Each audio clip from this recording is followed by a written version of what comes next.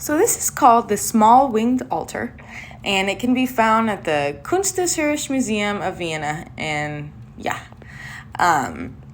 but although that's where it was found, or this is where it resides. It was found in France, and the medium is ivory, traces of paint, and gilding. And this is a Byzantine Middle Age piece, and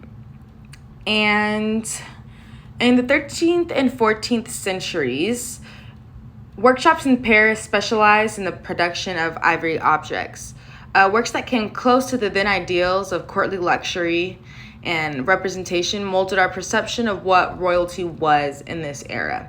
So they comprised devotional images as well as small boxes and mirror cases with depictions of subjects taken from courtly love poetry. And these objects also contributed to the dissemination of Gothic formal language and its topics in Europe.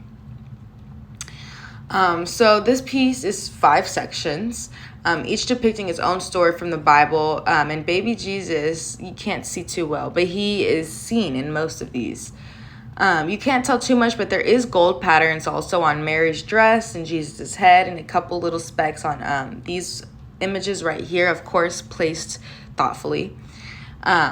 But I think, so this piece was created right before the Byzantine Middle Age era ended and right before the Renaissance started. So I think that this piece is a perfect middle ground between the Byzantine era and the Renaissance era. Since it was created right in that kind of switching time, it makes it a turning point into Renaissance art. And I think this example fits the description of that middle stage very well. It still has the simplicity and design elements of a middle-aged piece, but also begins to work more dramatically with the characteristics of a Renaissance piece, with the gold highlights and the over-the-top carving of the relief piece. So yeah, I think that this is a perfect middle ground, and I'm really glad I was able to choose this piece and talk a little bit more about it.